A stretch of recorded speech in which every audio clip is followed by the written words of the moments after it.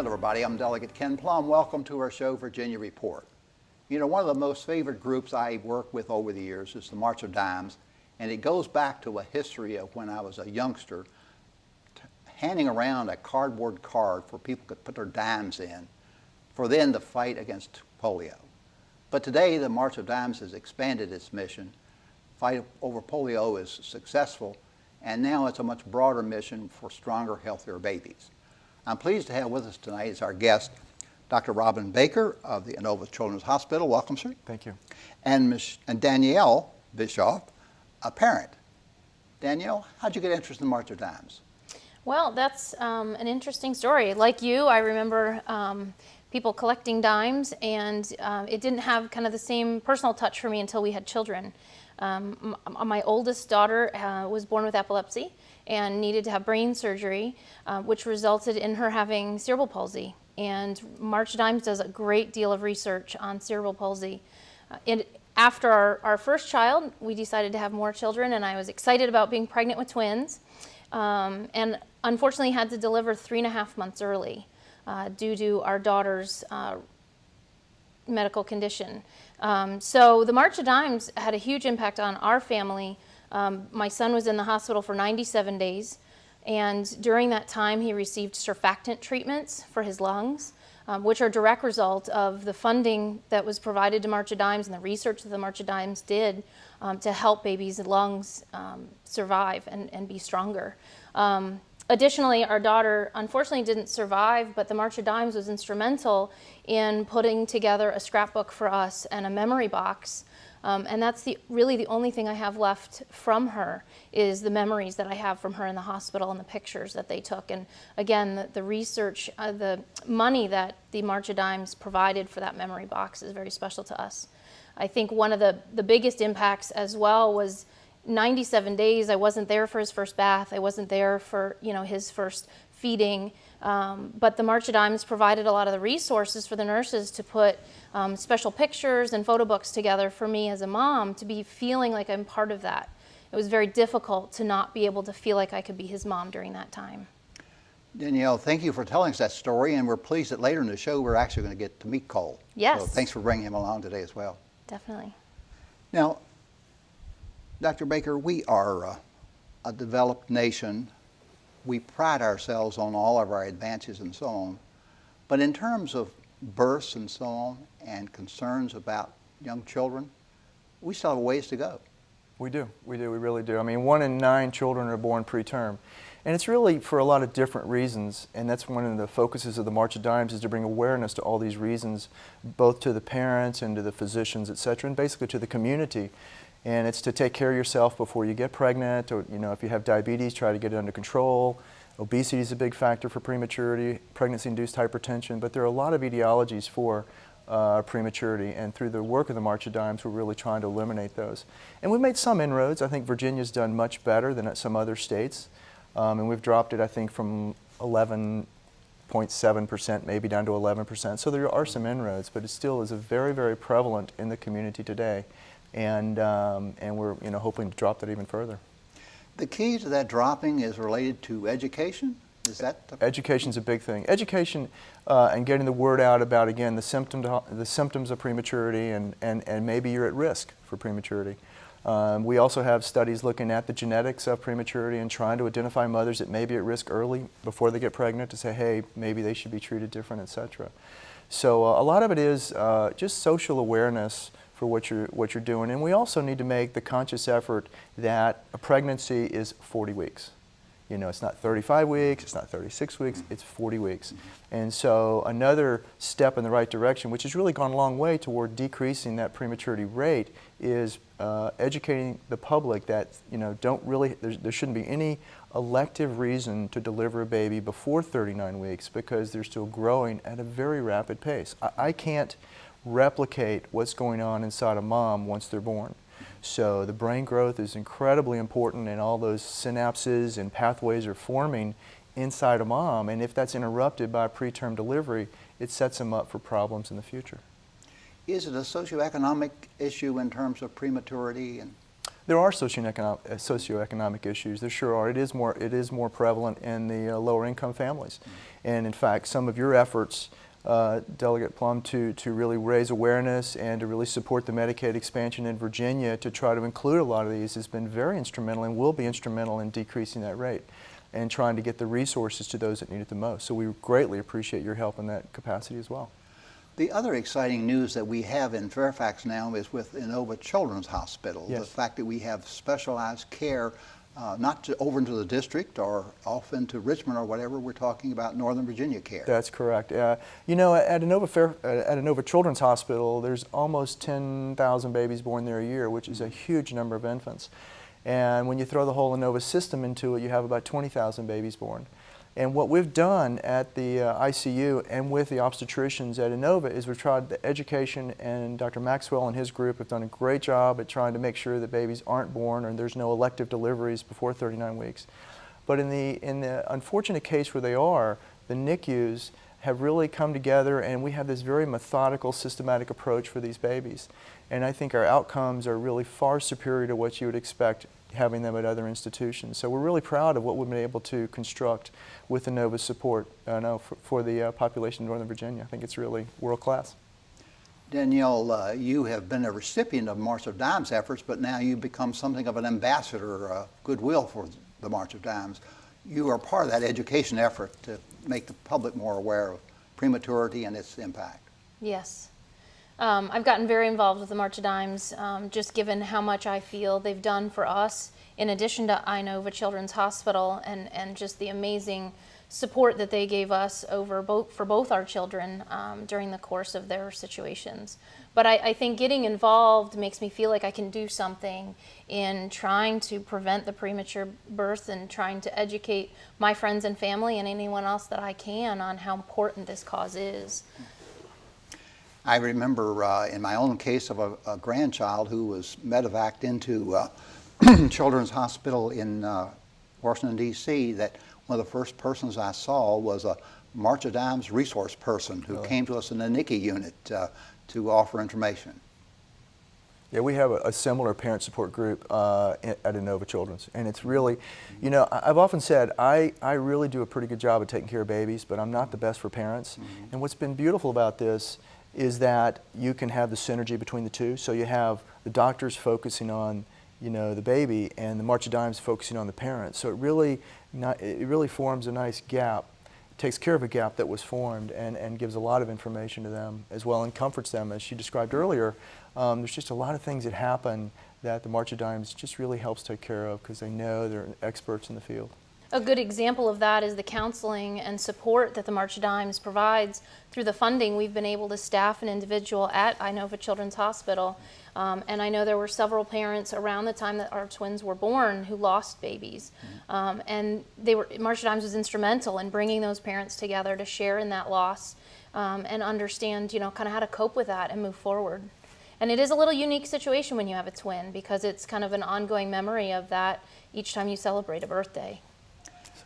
Danielle, you mentioned that you were part of helping to raise the dimes for the March of Dimes. I would never have guessed that you were old enough to have done that, but Well, that being you. the case, we're going to look at the history of the March of Dimes in a little while. But in the meantime, we have to recognize that this is a nonprofit organization that derives its money not from government grants specifically, but rather from a lot of people who help out. What are some of the kinds of things that are happening in the March of Dimes now to raise funds to support its efforts? You know, one thing I love about the March of Dimes is regardless of kind of how you want to fit into the picture, there's numerous ways that people can help. The first is we have many events in the local area. We have walks. We also have a golfing event that will be at Lansdowne in June. And participating in those not only shows the support, but you can also bring friends and family and raise money for those events. There's also short courses, so if you don't feel like you can make the whole loop of 4 miles, you can take a shorter route. And so that's an excellent way. We also obviously take direct donations. And if time doesn't permit for somebody to do a walk or to raise by hosting fundraisers, then direct donations through the March of Dimes .com/MetroDC is a great way to make donations. And then also the things like I do, which is volunteering. There's a lot of organizations that need support. I know you mentioned the NICU Family Support Group. There's other organizations where you can volunteer in many different areas, whether it's behind the scenes or in a more public forum, wherever you feel comfortable. We also have Bikers for Babies, Okay, which is good. another event that they have. We also have an event called Signature Chefs, where we get together the top chefs in the area once a year and have a big fundraiser as well. It's really a great event. So How does that one work? I've seen that advertised, but I've Signature never Chefs? participated in that one. Yes, they have about 30 to 35 chefs in the area who come, and they basically create their signature dish or one of their signature dishes at their restaurants, and you get a little taste of it. And then there's also an auction before where you can get tickets to football games, or there's weekends away, et cetera, et cetera. So it's really it's a great event. You have vineyards coming there, you have mixologists there, and it's just really a lot of fun. It's a really good event. I always look forward to the Reston. It's called Mom's March.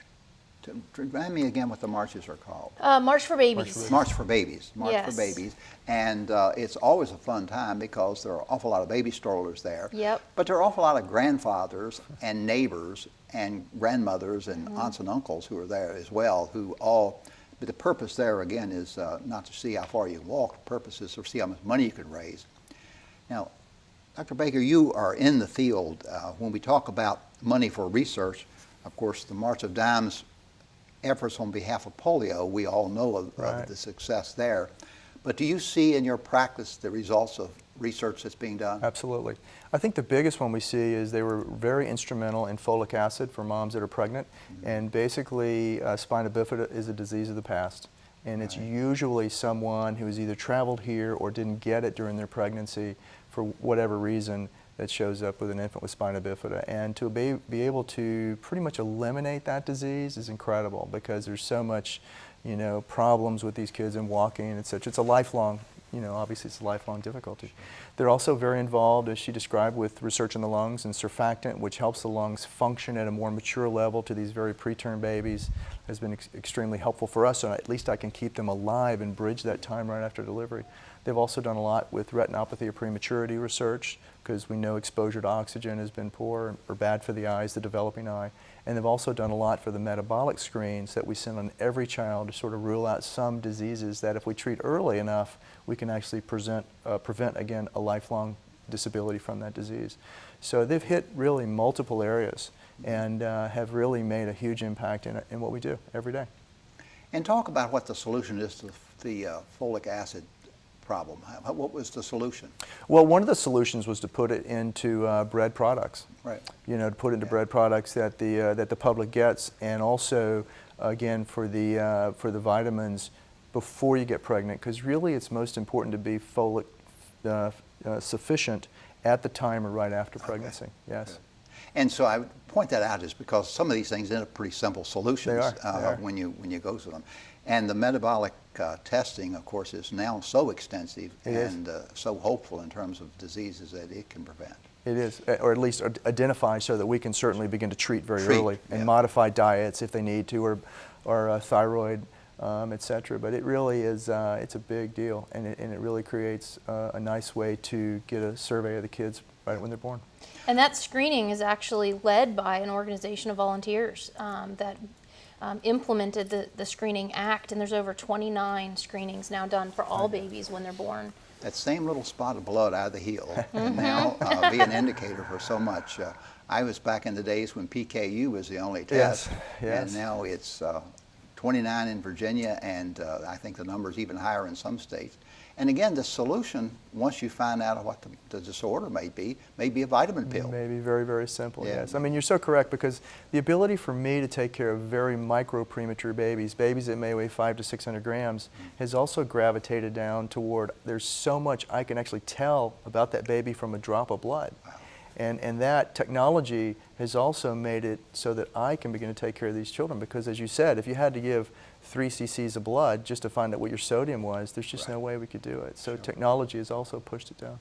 But the technology also, in terms of the NICU unit, in terms of those little bassinet things that you have the little Sure. babies in. That's pretty spectacular. Oh, it's incredibly controlled. I mean, you have to control their heat, their water loss, because they have this huge insensible water loss because their skin is so thin right when they're born. So the humidity's in there. We coat them with a petroleum jelly for the first few days to try to keep the fluids in. There's a very tightly controlled temperature because if they get too cold, they lose a lot of energy. If they get too hot, then you don't know if they're sick or not. So it really, the technology that we have now to take care of these kids is incredible. Yeah, it really is. Miracles every day, and you couldn't pull this off without a lot of supporting crowds such as the March of Dimes offers. That's correct, yes. And it's a real partnership. I mean, they really, none of this can be done alone, and you need partners that really have the same vision that you do as the March of Dimes is to push this forward.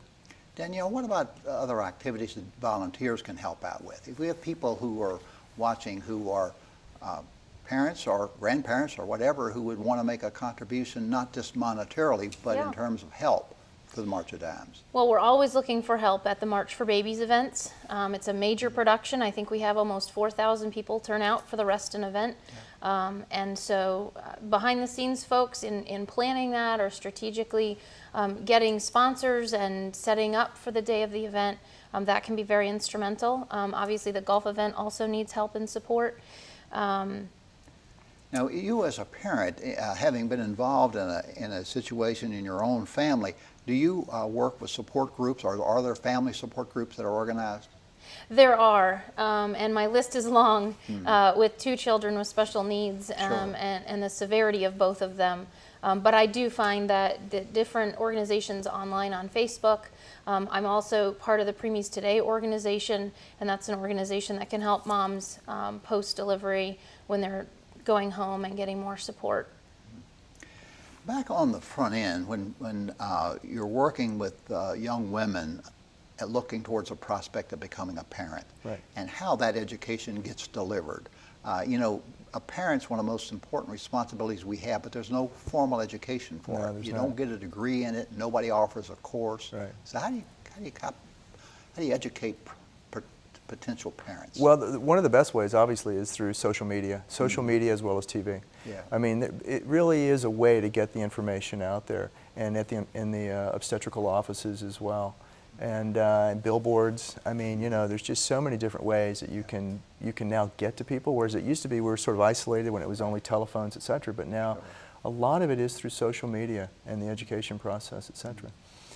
You were also asking how people can get involved. We've got a really active group that make blankets for some of our kids, you know, and then we've also had a foundation that donated toys so that the siblings of the babies that are in the hospital get a toy.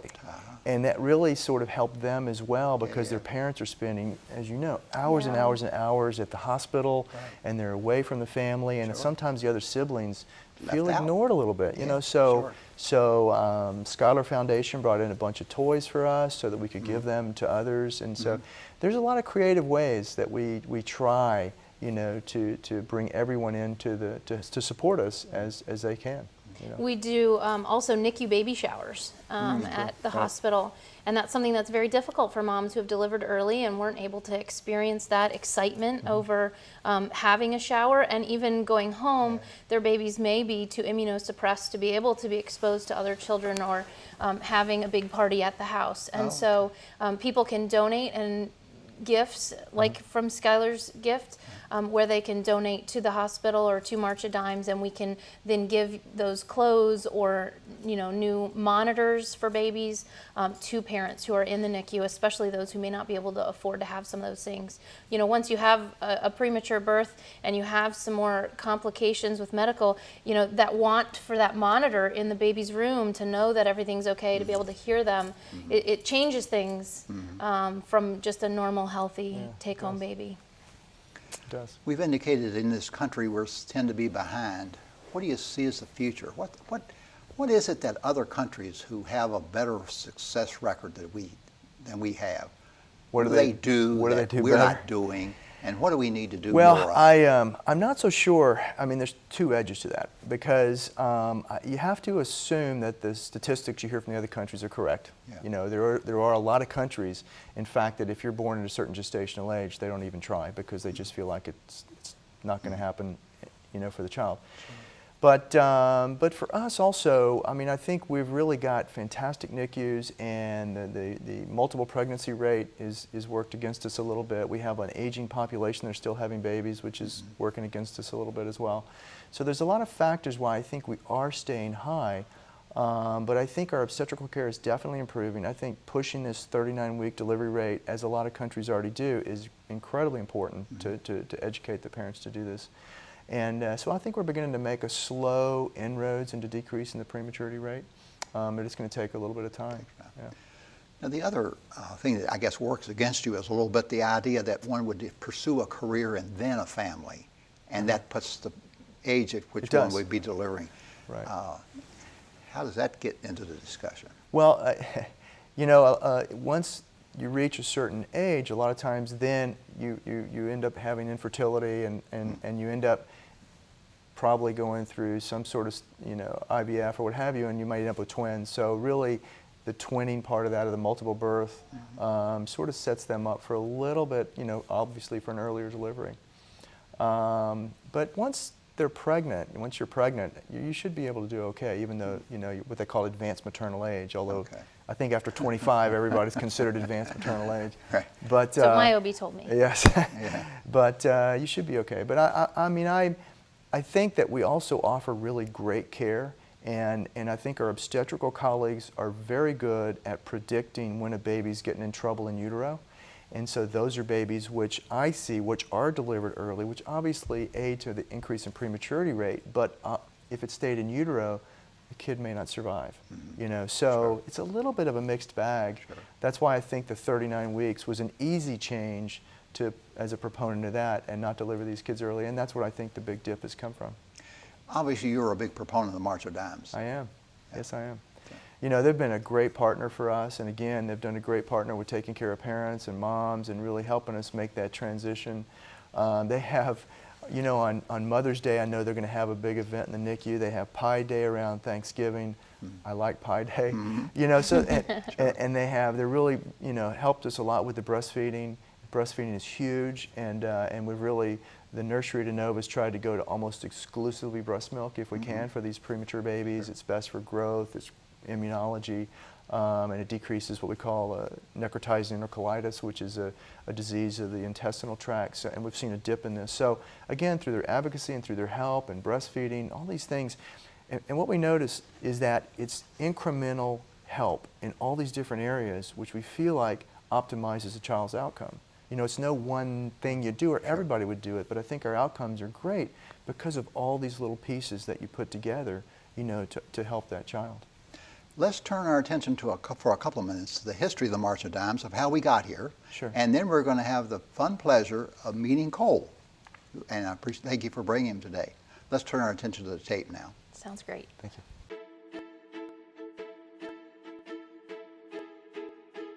75 years, 4 million babies, one mission.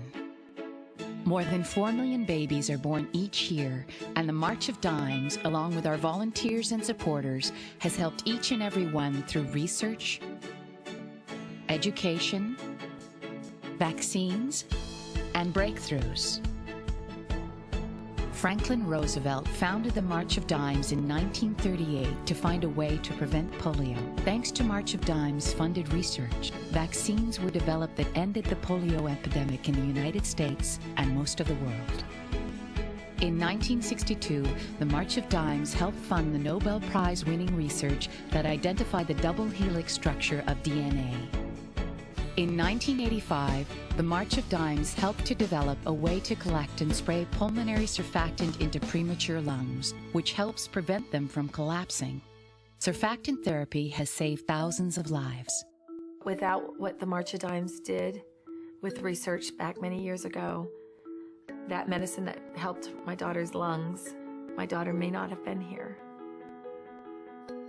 The next life-saving vaccine, blood test, or genetic treatment could be right around the corner.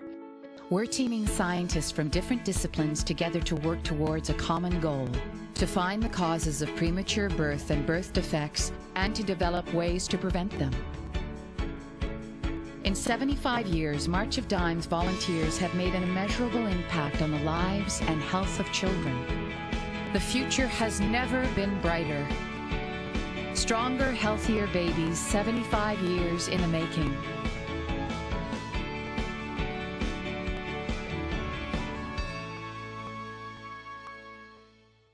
And as I promised, we have an opportunity now to meet Cole. Danielle, thank you for bringing Cole in. And tell Yes, us a you're couple welcome. minutes about him and how the March of Dimes has been of help to you.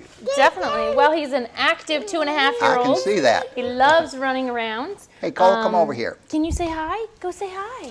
Hey, come over here, little guy. No. Come here. That's I think okay. Well, we can let Cole go away, and we can just talk about him while he's sit on not the here. chair.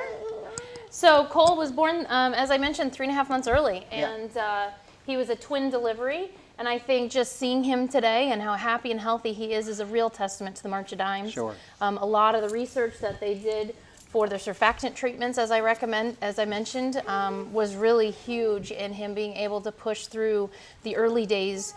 He was born at 2 pounds, 2 ounces. His sister was 1 pound, 13 ounces. And as I mentioned, unfortunately, she didn't survive. But I do think the research really shows how healthy a child can be. He also had the retinopathy of prematurity, so he had his retinas detaching and he had the laser surgery to have them secured. And I think the research that March of Dimes has done with that is also very important. Danielle Bischoff, thank you very much. Dr. Robin Baker, thank you as well. March of Dimes, important work, help out. Watch out for the Mom's March, the March for Healthy Babies. March for Babies. And help the March of Dimes when you can. Thank you all for being with us on Virginia Report, and I hope you'll join us next week at the same time. Thank you and good night.